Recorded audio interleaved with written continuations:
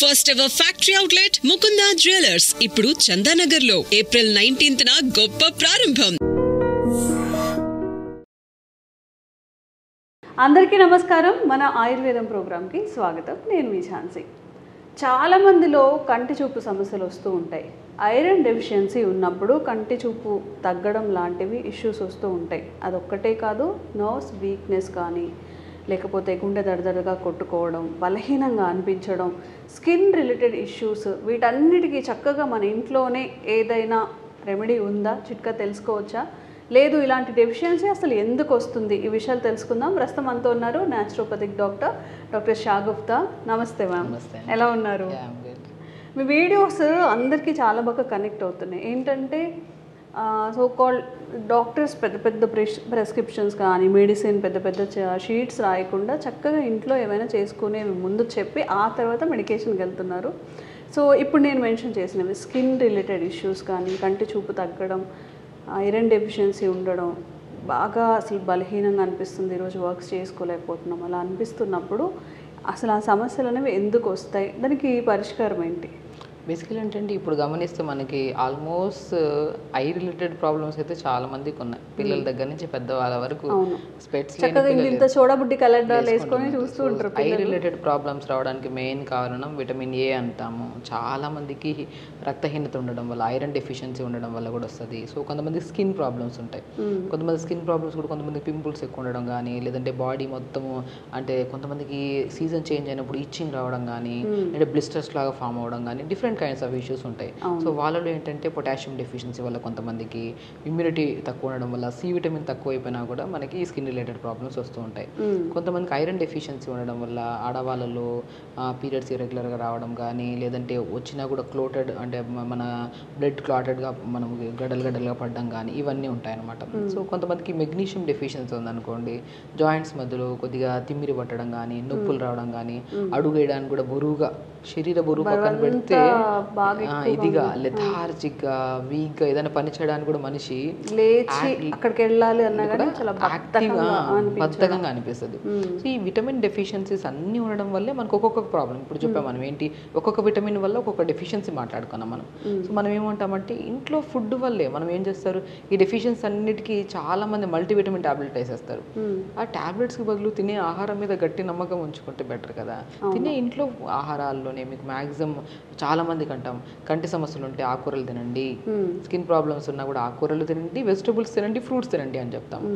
Bones problems ఉన్నాయనుకోండి, nuts తినండి, ఆకుకూరలు తినండి. సో అన్నిట్లో ఆకుకూరలు మెయిన్ ఇంపార్టెంట్ మనకి. ఆకుకూరల్లో ఎంత విటమిన్స్, మినరల్స్ ఎన్ని ఉంటే, ఫైబర్ కంటెంట్ ఎక్కువ ఉంటుంది. ఆకుకూరలు తీసుకున్నప్పుడు కంటి సమస్య ఎవరికైనా వచ్చింది అనుకోండి, బేసికల్లీ ఎక్కడ జనరల్గా డాక్టర్ దగ్గరికి వెళ్ళినా కూడా ఆకుకూరలు తినట్లేదా అడుగుతుంటాం. సో ఎందుకంటే కంటి సమస్య అంటే ఆకుకూరలు, దాని తర్వాత వెజిటబుల్స్లోకి వెళ్తాం. ఆ వెజిటబుల్స్ కూడా క్యారెట్స్ తింటున్నారా, క్యాప్సికమ్స్ తింటున్నారా, ఇవన్నీ అడుగుతాం మనం. సో నేనేమంటానంటే ఆకుకూరల్లో మెయిన్ కంటెంట్ ఆఫ్ మినరల్స్ ఉంటాయి, విటమిన్స్ ఉంటాయి, సో ఫైబర్స్ ఉంటాయి మనకి మంచిగా. సో ఆకుకూరల్లో ప్రత్యేకంగా వీటన్నిటికీ చెక్కు పెట్టే బెస్ట్ ఆకుకూర ఏదైనా ఉందంటే మనం రెగ్యులర్గా వాడతాం.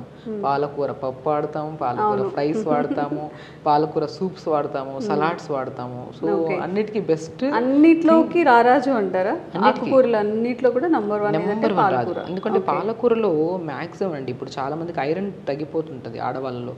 పీరియడ్స్ ఇర్రెగ్యులర్ రావడము, లేదంటే పీరియడ్ ఇర్రెగ్యులర్గా ఉండడం వల్ల హెవీ, ఒకసారి బ్లీడింగ్ అయింది అనుకోండి, హెవీ బ్లీడింగ్ అయిపోతుంది, ఐరన్ కంప్లీట్గా లాస్ అవుతుంటారు, వీక్గా ఉండాల్సిన కలర్ కూడా ఉండరు, డార్క్ అయిపోవడము, హెయిర్ ఫాల్ అవ్వడము, ప్రత్యేకంగా వైట్ హెయిర్ కూడా కారణమైపోతుంది. సో వీటన్నిటికీ ఎందుకు, ఐరన్ డెఫిషియన్సీ. ఐరన్ సంపూర్ణంగా ఎందులో దొరుకుతుంది, చాలా దానిలలో దొరుకుతుంది. ఇప్పుడు మనం ప్రత్యేకంగా దేని గురించి మాట్లాడుతున్నాం, పాలకూర గురించి. కాబట్టి మనం ఎందుకు అంటే పాలకూర తినండి అంటే ఖచ్చితంగా అంటే చాలామంది పిల్లలు కూడా మనం పాలకూర పెడితే ఆకుకూరలన్నీ పక్కన పెట్టేస్తారు, ఏదో ఉన్న దాంట్లో వాళ్ళకి నచ్చింది తింటుంటారు. సో మనం పాలకూరని వీక్లీ ట్వైస్ ఆర్ థ్రైస్, దీంతో పాటు మనం మునగాకు కూడా ప్రాముఖ్యత ఆవశ్యకత ఎక్కువ ఇస్తాం. మునగాకులు కూడా రిచ్ సోర్స్ ఆఫ్ విటమిన్స్ ఉంటాయి. అంటే దాని మునగాకుని మనం తీసుకోవడం వల్ల పాలకూరని, మెంతి కూర తీసుకోవచ్చు, బచ్చల కూర అద్భుతంగా పనిచేస్తుంది, పొనగంటి కూర, ఇవన్నీ ఆకుకూరలు. సో ఈ అన్ని ఆకుకూరల్లో కూడా విటమిన్స్, మినరల్స్ మనకి పుష్కలంగా దొరుకుతాయి.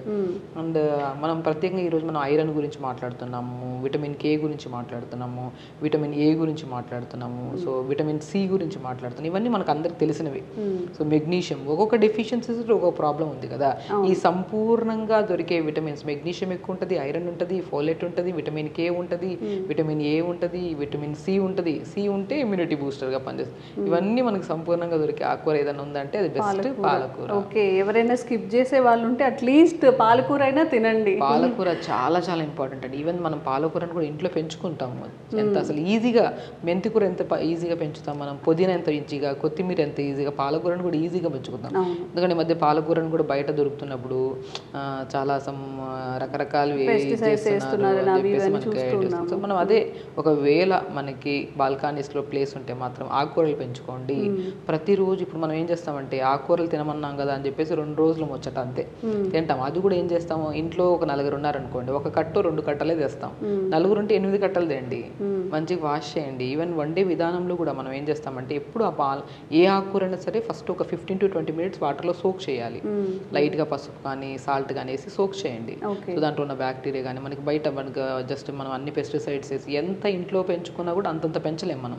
ఇంటి నుంచి బయట నుంచి తెచ్చుకోవాల్సిందే. బయట నుంచి తెచ్చుకుంటున్న కొన్ని ప్రికాషన్స్, వాటర్లో ఇవన్నీ సోక్ చేసేసి మనం ఒక 15 to 20 minutes or half an hour ఉంచిన తర్వాత దాన్ని తీసి చిన్నగా మరీ అప్పటికప్పుడే వండుతున్నప్పుడు కట్ చేసుకుంటే బెటర్. ఆకుకూరలు స్పెషల్లీ, వెజిటబుల్స్ అంటే మనకు టైం లేదంటే మనం కట్ చేసి పెట్టుకున్నా కూడా మనకు అంత ఇబ్బంది ఉంటుంది. బట్ ఆకుకూరలు ఎప్పుడైతే మనం కట్ చేసి అప్పటికప్పుడు మనము కొద్దిగా వెల్లుల్లిలో ఎన్ని బెనిఫిట్స్. గార్లిక్ తీసుకోవడం వల్ల మనకి పచ్చి గార్లిక్ తీసుకుంటే మళ్ళీ ఇబ్బంది, గ్యాస్ట్రిక్ ఇష్యూస్ వస్తుంటాయి. మనం కర్రీ ఇప్పుడు ఆకుకూరలు వండుతున్నప్పుడు మ్యాక్సిమము నేను ఒక 15% గార్లిక్ వేయమంటుంటాను.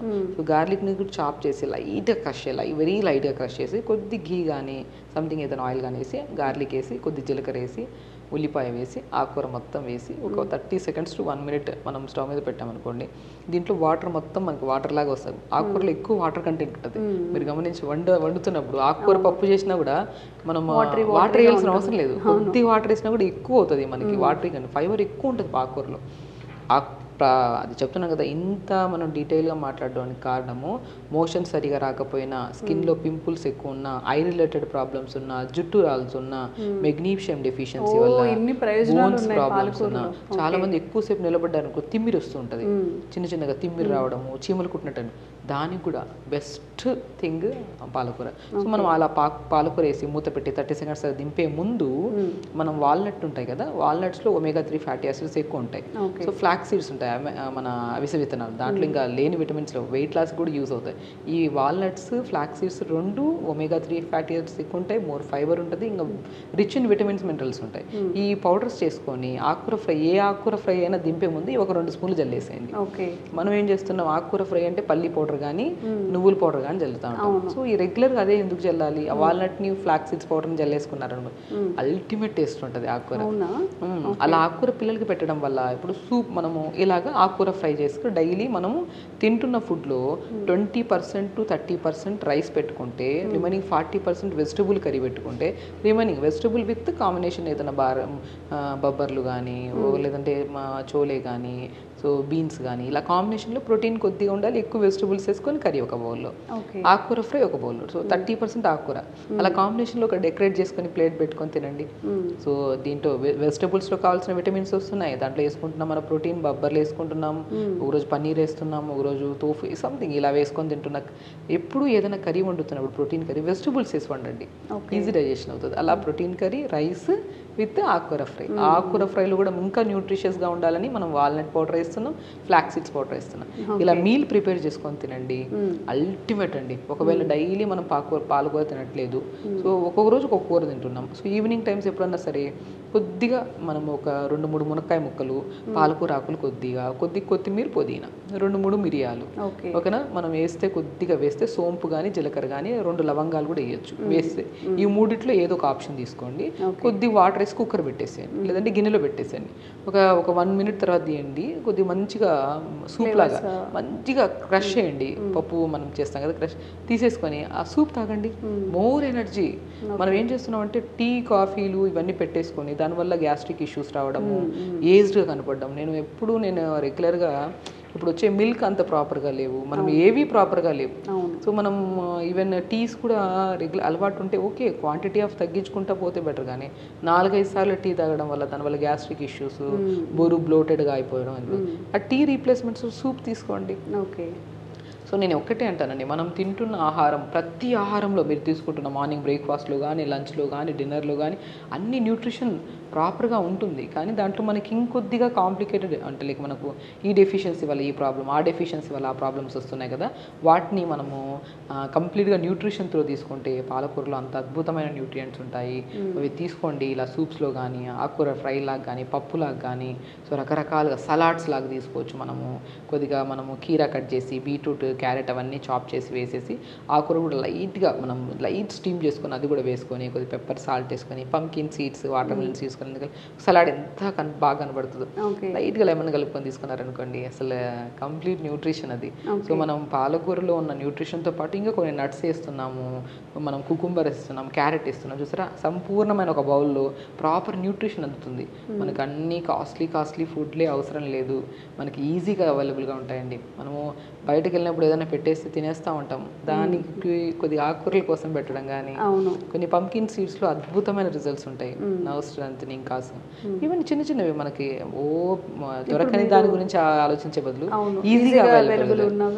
నేను ఇంకా సన్ఫ్లవర్ సీడ్స్ కూడా మనం చిన్నగా అప్పుడు మనకి జ్ఞానం బాగుంటుంది. సన్ఫ్లవర్ సీడ్స్ ఒలుచుకొని తినేవాళ్ళు చిన్నప్పుడు. మనం మా జనరేషన్లో అయితే అసలు సన్ఫ్లవర్ సీడ్స్ స్కూల్కి అయితే మేము బాక్స్లో తీసుకెళ్లే వాళ్ళం, లేదంటే ఈవినింగ్ స్నాక్స్లో అదే తినేవాళ్ళం. ఇప్పుడు ఒక మైత్ వచ్చింది కదా, ఎక్కువగా అవి తింటే కొంచెం అప్సెట్ అవుతుంది. అలా ఏముంటుందండి, సన్ఫ్లవర్ సీడ్స్ ఒక లిమిట్. ఇప్పుడు ఒలిచి పెట్టేసి ఇస్తున్నారు కాబట్టి ఎంత పడితే అంత తింటున్నాం. ఏదైనా ఒక మోతాదులో తినాలి. మోర్ దెన్ తింటే అది ఏదైనా సరే, రైస్ తినాలి కంపల్సరీ, ఒక మోతాదులో తింటే అది మంచిది. మోర్ దెన్ తింటే ప్రాబ్లం. సన్ఫ్లవర్ సీడ్స్ కూడా ఒలిచి మనకి అవైలబుల్గా ఉన్నాయి, టేస్టీగా ఉన్నాయని చెప్పి చిన్న ఒక స్పూన్ తినాలి పర్ డే, దాన్ని 4 స్పూన్లు తింటే ప్రాబ్లమే కదా.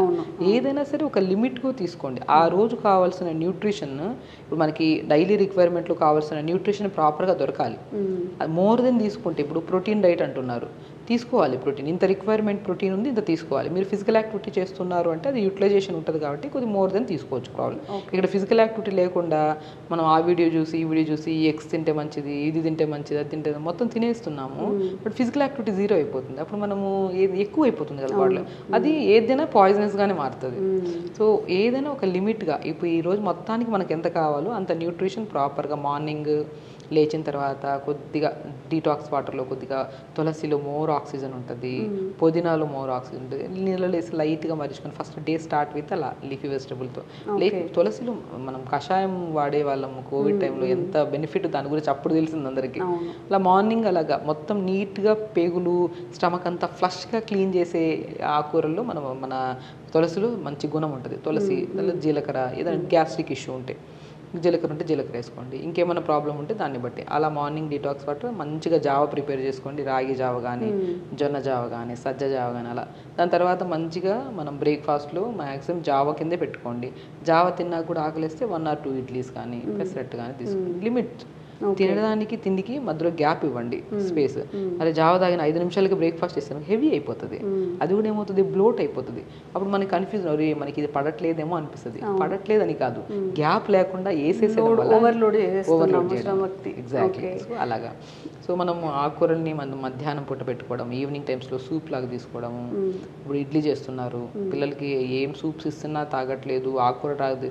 సో ఇడ్లీని మనము మంచిగా కట్ చేసేసుకొని ఇడ్లీ బ్యాటర్తో కలిపి ఇడ్లీ చేయండి. పాలకూర ఇడ్లీ ఒకరోజు, గ్రీన్ ఇడ్లీ అని తింటారు కదా వాళ్ళు, క్యారెట్ ఇడ్లీ ఒకరోజు. అలా తినే ఫుడ్ ఎప్పుడైనా సరే మెయిన్ అండి, మనం తింటున్న ఫుడ్ కరెక్ట్ విధానంలో ఉండాలి, కరెక్ట్ టైంకి ఉండాలి.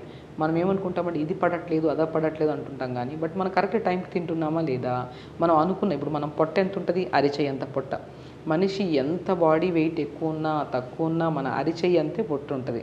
మనం బరువు ఎక్కువ ఉన్నాం కదా అని చెప్పి ఇలాస్టిసిటీ పెంచుకోదు పొట్ట, మన ఇంతే పొట్ట. మనకి ఎంత వేయగలుగుతాం ఆ లిమిట్గా వేయండి. సో ఇది తిన్న తర్వాత కొద్ది గ్యాప్ ఇవ్వండి నెక్స్ట్ ఫుడ్కి. గ్యాప్లెస్గా ఫుల్ చేసేస్తున్నాం అనుకోండి, అదేమవుతుంది, డైజెషన్ అవ్వదు. డైజెషన్ అవ్వక అది మొత్తము డ్రౌజీగా అయిపోతుంది. మనిషిలో న్యూట్రిషనల్ డెఫిషియన్సీ అక్కడ వస్తున్నాయి. మనం అనుకుంటాం అన్నీ తింటున్నాం కదా మేడం చెప్పినవన్నీ, కానీ మనకి ఎందుకు బాడీలో ఆ ఎనర్జీ లేదు అంటే, ఓకే మోర్ దెన్ తింటున్నారేమో ఒకసారి గమనించండి. దాన్ని ఒక లిమిట్ కదనండి. అండ్ మోస్ట్ ఇంపార్టెంట్ తినాలి అని చెప్పినప్పుడు వాళ్ళకి కూడా ఏంటంటే ఇది హెల్దీ తినమంటే ఎక్కువ తీసుకోవడం కూడా, అది కూడా స్టమక్ టోలరేట్ చేయలేకపోవడం, బ్లోటింగ్ ఇష్యూస్ రావడం, ఇవన్నీ కూడా ఎగ్జాక్ట్లీ అది. అండ్ బిర్యానీ అని అందరు బిర్యానీయే తినకుండా, నిజంగా ఇది ప్రిపరేషన్ కూడా చాలా తక్కువ. మనకి బయట వెళ్ళి ఒక 5 minutes తెచ్చుకుంటాం అనుకుంటారు, కానీ ఇంట్లో చేసుకునే వంటకు మించి ఏదీ లేదు. ఇప్పుడు అన్నీ అడల్టరేట్ అవుతున్నాయి ఫుడ్. మీరు కనుక ఈ డెఫిషియన్సీస్తో బాధపడుతున్నట్లయితే వీక్లీ అట్లీస్ట్ ట్వైస్ అనేది పాలకూరని కానీ ఆకుకూరని కానీ ఇంటేక్ దాన్ని ఇంక్లూడ్ చేసుకోవడానికి ట్రై చేస్తూ ఉండండి. చాలా వరకు ఈ సమస్యల నుంచి మనం బయటపడవచ్చు. థ్యాంక్ యూ మ్యామ్, ఈరోజు చాలా మంచి చిట్కా చెప్పారు.